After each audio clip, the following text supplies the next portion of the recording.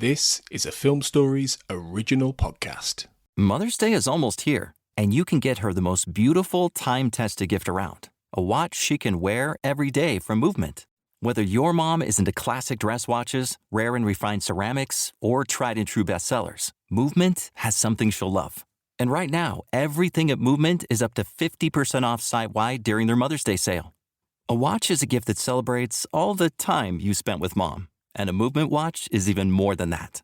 Movement uses industry-leading materials for their fresh, modern watch designs, from technically complex ceramics to vintage-inspired style, all for an incredible value your wrist and wallet will both love.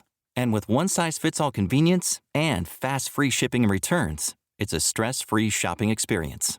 Save big on the best Mother's Day gift ever with Movement.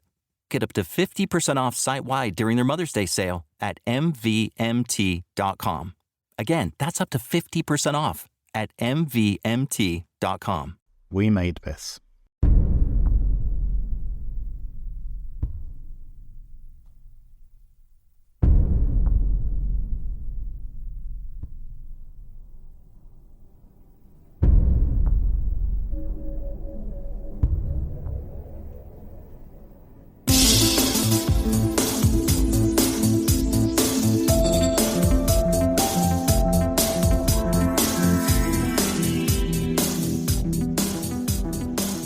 Welcome back, everyone, to the X-Cast. The truth is in here. I am your host, Tony Black, and this is I Want to Believe Minute, where we unpick the second X-Files movie 1 minute at a time. And today, helping me to explore minute 6, as we start a whole new block, running from approximately 5 minutes, 5:00, with Dr. Deana Scully in mid-flow to the hospital board, through to 5:59 as Scully talks to Christian and his parents, is writer and podcaster Adam Chamberlain. Adam, welcome. You're officially the first guest on I Want to Believe Minute, so it's a real thrill to have you here. Wow, well, it's a privilege to be here. Thank you very much for the invite. I think this is my first crossover episode, having popped up on The Time Is Now, so I'm very pleased to be here and talking about this movie. How's it taken so long to get you on the X-Cast? I feel like that's an omission of ours. Yeah, I think I was in, because I was thinking we'd spoken before and we'd recorded before, but you were saying we haven't. I guess I was in the audience, right, when you did the Square Eyes Festival thing. That's right. So that's probably why. At least that's my excuse for thinking that we'd recorded before previously. So that's probably the closest I've come. Yeah. Yeah, you very kindly travelled all the way from where you live to come and see us and ask some brilliant questions and supported us on that day, me, Carl and Kurt. So thank you for that, because it was brilliant to meet you then. And I bookmarked you in my head and I thought, right, I've got to do a podcast with Adam at some point, because that would be great fun. So tell us a little bit about yourself then before we get into this. And like you say, you were on The Time Is Now, and you're very much part of the Millennium fandom and critical world, really, aren't you? I guess I am. Yeah, absolutely. So, I live in London, in the UK. I have a very sort of corporate job during the day, but yes, I guess the sort of affiliation with Millennium really came from having been involved with the Back to Frank Black campaign that was seeking to bring Millennium back some time ago, and I write and publish. I'm the associate publisher, together with Brian A. Dixon, who's a name that people will also know in connection with Millennium, of an independent publisher called Fourth Horseman Press that Brian founded some time ago now. And so, yeah, we write together, but also we edit titles. And Back to Frank Black was the title of the book that we put out, I guess 11 years ago now, on Millennium, together with really at the invite of the campaign. So so my creative endeavours are largely directed towards Fourth Horseman Press and the work we do there. Well, and we have a podcast, I should add, as well. So there is, as you said, podcaster. We have our own podcast associated with that too. Yeah, I was going to bring that up actually. But I mean, the book is brilliant. Like, Back to Frank Black is a fantastic book. Anyone who enjoys Millennium, you must get a hold of that book, because it is full of incredible essays and interviews and all that kind of thing. It's brilliant. And I really enjoyed the podcast you've done, Adam, where you've talked to many of the writers from that book and you've expanded on topics and that was such a great... I got to the end of that series and I was like, oh, man. You know when you get to the end of a TV show you really like and you can't wait for season 2 and then you find out, I don't know if there's going to be a season 2. Like, that's how I felt at the end of that series. Tell me there's going to be a second season. Adam, wow, please. well, that's very kind for you to say that about the book and about the podcast. Certainly there will be more podcasts. I'm not sure whether we will have more that about Millennium, certainly about with some of our other authors about other titles, but we may well come back to it because I very much enjoyed doing those. Clea Scott very kindly recorded a introduction for us as well. That was amazing. Watch this space. There will certainly be more content on its way. I can't wait. I'm really excited about that. Thank you. You've made my day, in fact, Adam. That's brilliant. Before we start talk a little bit about I Want to Believe in this minute, I want to give everyone a quick reminder that you can follow the Xcast on social media at linktr.ee, the Xcast, where you'll have all of the different links to the show, all the different social media platforms that we're on, Facebook, X, Twitter, whatever it's called, Blue Sky, etc. And also you can follow me personally at linktr.ee/AJ Black Writer. And if you like the Xcast, please do drop us a quick 5-star rating and review on Apple Podcast or Spotify, whichever you use. It does help us. We've had loads of those over the years, but more are hugely welcome. It'll help more X-Files fans find us. And if you want a bit more and you want early access to these minutes and some bonus material, please do check out our Patreon at patreon.com/the-Xcast. We have loads of great subscribers in there. So you'll get loads and loads of bonus stuff we've never released publicly as well. So yeah, please do check us out. And thanks if you do. But let's go back to I Want to Believe then, Adam. What we're going to do is when... myself and the other co-hosts who are going to do blocks of episodes, and you're going to be on for the next 5 minutes, so we're going to have a good little chunk of time together. But we're going to start with a couple of little questions generally about what you think of I Want to Believe and your experience with it. So tell us when you first saw it. Did you watch it at the cinema the first time back in 2008? I did, actually, and therein lies a tale. So I can talk about a couple of days before I saw it at the cinema, because so July the 30th, 2008, I mentioned Brian Dixon. He was in London visiting me for the summer. We were in Leicester Square for the premiere of I Want to Believe in London, and it was actually so I know this movie got overshadowed by another movie which I won't mention that summer, but this was like the movie event of the summer for me, because there was such a buzz in Leicester Square. We glimpsed, and I have to say only glimpsed, David Duchovny and Gillian Anderson because we got there quite late, and there were so many people there. And afterwards, so Chris Carter and Frank Spotnitz were doing a signing event at Forbidden Planet on Shaftesbury Avenue, and we queued for hours around the block to see them. We did profess our love for the X-Files, but I have to say we did mostly talk to them about Millennium, and Brian in particular about how much he loved Millennium, which they appreciated. That's fair, I think, given who you guys are. Absolutely. So that was amazing. So it felt like a real event, and then I think the movie opened a couple of days later, and when we went to see it, I believe in one of the cinemas on or just off Leicester Square in London, and there were actually representatives from 20th Century Fox there asking for feedback. So they gave out slips asking for feedback, and I think we probably wrote in, I can't remember exactly what I wrote, but I'm pretty sure in block capital somewhere we put, we want more X-Files, and possibly we want more Millennium as well. But so it really felt like an event with that sort of build-up, and we were lucky to be there in the crowds in Leicester Square and at Forbidden Planet afterwards. That is a perspective I think will be unique to this podcast. In terms of us doing that, that's fantastic that you got to be there. That's brilliant. I mean, it's like I say, the Millennium thing. Talking about that is fair. It's fair. It's worth pointing out that Brian Dixon actually had a character named after him in Millennium, didn't he? He did. So he's that connected to it, yes. Which is amazing. Because it's a shame you didn't get that, Adam. Maybe if it comes back, there'll be an Adam Chamberlain in there. I hope so. Maybe so. Yeah, I do hope so, because he loves. We spoke to him recently. We did a commentary track for the Erlenmeyer Flask, which will have been out for a while by the time people are listening to this. And he all through it, he's going, "Oh, that person's named after this. That person's named after that." So he loves to drop people in, mostly who get killed off, which is quite funny. Yes, I wouldn't mind if I got killed off. No, same. Yeah, I'd be happy with that. But yeah, fantastic. So what are your general thoughts about I Want to Believe then, overall? What would you kind of give it out of 10? based maybe partly on when you first saw it, and maybe when you have seen it most recently with that long span of time. Yeah. So I love this movie. Absolutely love this movie. Loved it the first time I saw it, and still love it now. Oh, good. If I had to rate it out of 10, I think, having said that, I would give it a 9 out of 10. I'll explain why I would take a point off shortly.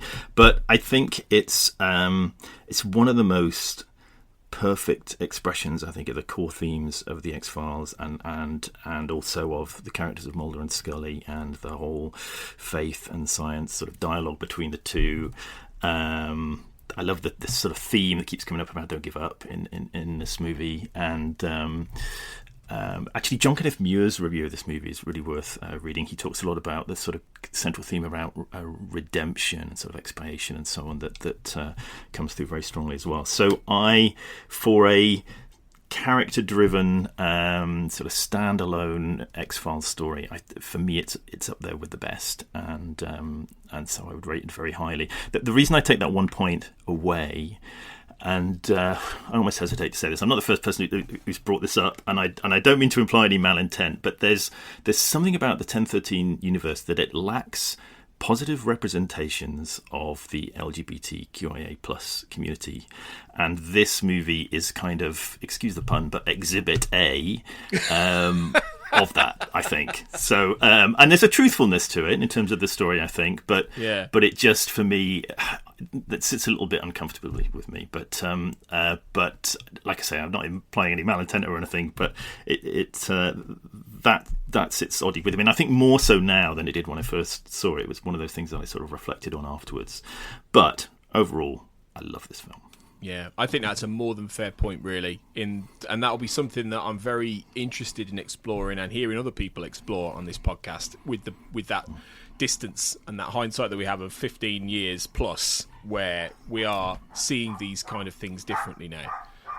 Sorry about my barking dog, by the way, if you can hear it. Barking dog's very relevant to I Want to Believe. That's very good. It's almost like you did that on purpose. I know. Well done to my little dog Betty for, contributing. I think it will be interesting to see how we explore those ideas as the podcast goes on, for sure. So yeah, I am really glad you enjoy it, though. I as I said in some of the earlier minutes, I didn't enjoy it at the beginning, and I have very much since turned around on that as time has passed. I call it the Star Trek the Motion Picture effect, basically, where you're not sure at the beginning, you're not sure it's the right fit, and then the older you get, the more you go, actually, this is really good. So I've talked about that before, though, so I won't rake over all of my thoughts on it again. But yeah, I'm much more of a paid-up fan of it now. So I'm glad you've had that experience, Adam. Yeah, and I think that's fair too, though, and I think perhaps a lot of people, especially because it wasn't perhaps what people were expecting going in. Yeah. I know we weren't quite sure what to expect going in, but it wasn't perhaps what a lot of people were hoping for the movie. But if you engage with it on its own terms, then I think it's extremely rewarding. Yeah, you were ahead of the game, basically. You were way ahead of the game. Well, I you don't enjoyed know it about at the that. beginning. I'm often not. I'm often the last to catch on to these things, but thank you for saying that. Yeah, you want to claim that one this time round. Great. So let's move in then. Thanks for those thoughts, Adam. Let's move into the minute that we're going to talk about. So we're talking today about minute 6, and as I said at the top, we're going from the point where Scully is mid-flow talking to Lorena Gale's doctor character on a video screen with multiple other people in the room, and this is essentially. And we talked about it in the last episode, but this is Scully's big introduction moment, really, to the whole movie.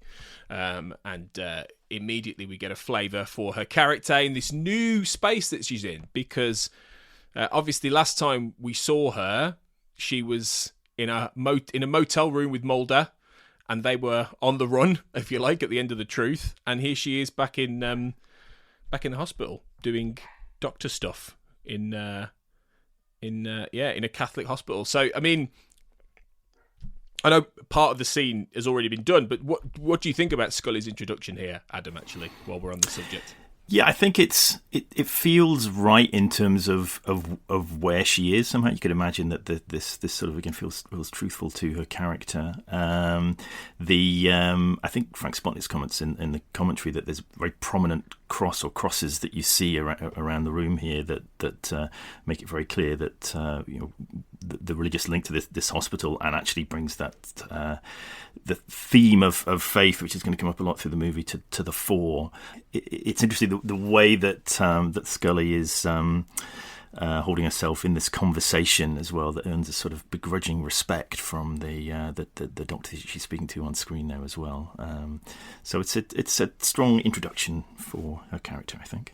And I think Gillian gets right back in there pretty quickly in this film. Actually, I think she finds Scully quicker here than she does in the Revival series. Actually, and I mean, it's been much of a smaller span between her playing her on TV and then doing this. In fairness, so it's not. I'm not having a go at her for that. That she would have had 10 years of distance almost with the Revivals. But yeah, it's she straight away she is Scully.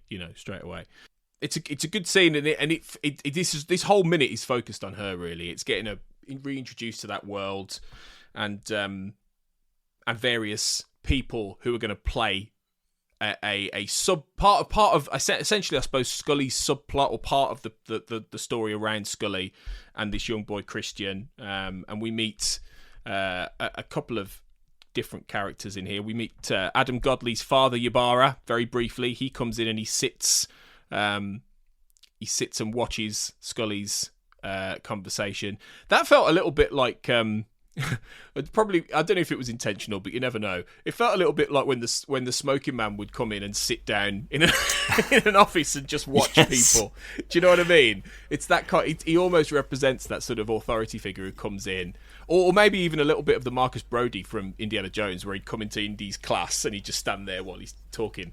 I don't know. Did you get any sense of that, or is it just me? I did get a slight sense. I did get a slight sense of that. There's almost a sort of implied tension just in terms of a sort of focus on him coming in and sitting down, isn't there? So I think it's a good to draw. He's a great actor as well, Adam Godley. He's one of those actors British guy who'd popped up in loads of different things. Very, very well-respected theatre actor. Won multiple, nominated for multiple Tony Awards, Laurence Olivier Awards, etc. Been in loads of different movies and TV shows, including Breaking Bad later on after this.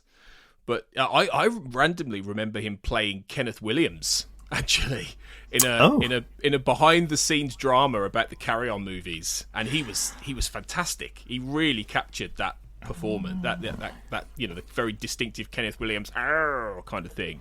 Yeah. So he's.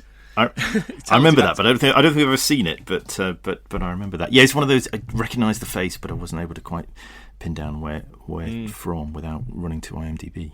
Yeah, he went into he segued much more come the 2000s and 2010s into American television. Really, he started doing a lot more British stuff, and then British movies, and then he ends up in a lot more of American. He's in Homeland, he's in The Blacklist, The Good Wife, etc. So he's a solid character actor who pops up really. The priest he sits next to, interestingly enough, is J.P. Finn, who is quite a key figure from the X-Files behind the scenes.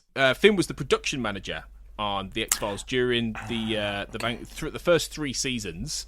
And he pops up here in I Want to Believe as the what he was described as the whispering priest.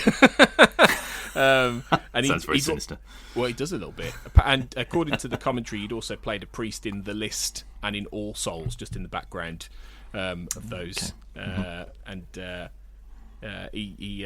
And he's also in My Struggle 4. I'm not quite sure who he appears in there. I think he might be he might be a chaplain, actually. I think he's again a religious character. I think in a lot of these he's sort of playing religious characters. But presumably that's a bit of an in-joke that carries on. Yeah, maybe so. Into the Revival as well, which is quite fun. Excellent.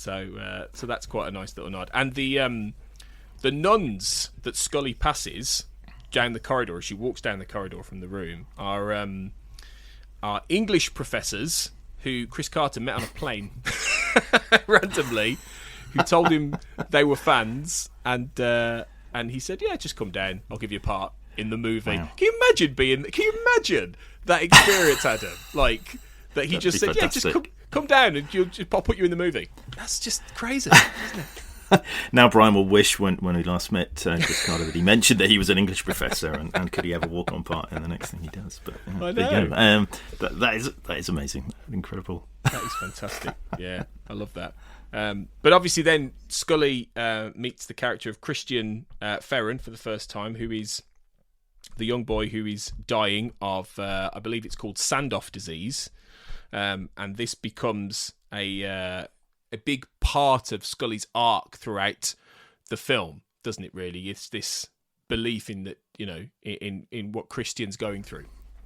It does, absolutely, and I don't know if I read too much into that initial meeting. Certainly, the script says Scully puts on a hopeful face for Christian and his parents, and she does as she greets them. But I might be reading too much into her facial expression, but I don't know. But I got a sense of her investment here, and I instinctively link that to what her feelings might be about William at this point, and maybe she's seeking her own redemption through this kind of thing.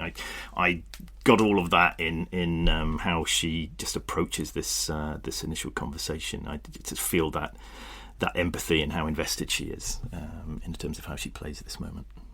It feels like that would be in the back of their minds, surely. Yeah, I think so. Yeah. I mean, William gets a mention later on, doesn't he, in the movie? So it's clearly not something they're airbrushing away, and to actually have a child character, a young boy who would be roughly William's age, maybe slightly older at this point, it has to feel intentional, surely. So the boy in this case, playing Christian, is Marco Nicole. He's a young boy who. They read a lot of boys to play Christian, but Marco stood out to Carter and Spotnitz, and they liked it when he said he wanted to be on IMDb. So they were like, "Okay, we'll give you the part." Although, how many kids of that age want that as a life ambition? To be on IMDb. Oh, that's fun. Although this was the 2000s, so these days it'd be a whole different thing, wouldn't it? That was when it was all fresh and new. Probably IMDb wasn't it? Absolutely.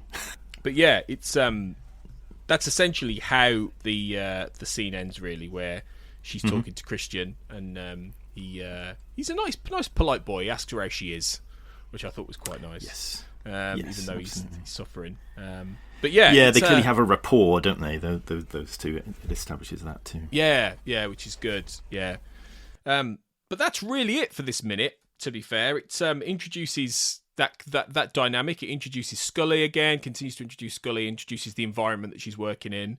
But Adam, it's all about to change in the next minute, as we shall see. So why don't we come back in the next episode and talk about minute 7, where we introduce another major new character into the film. So join us next time, guys, where we'll talk about minute 7 of The X-Files I Want to Believe. Adam will be back, so I'll see you then, Adam. And remember, as always, trust no one.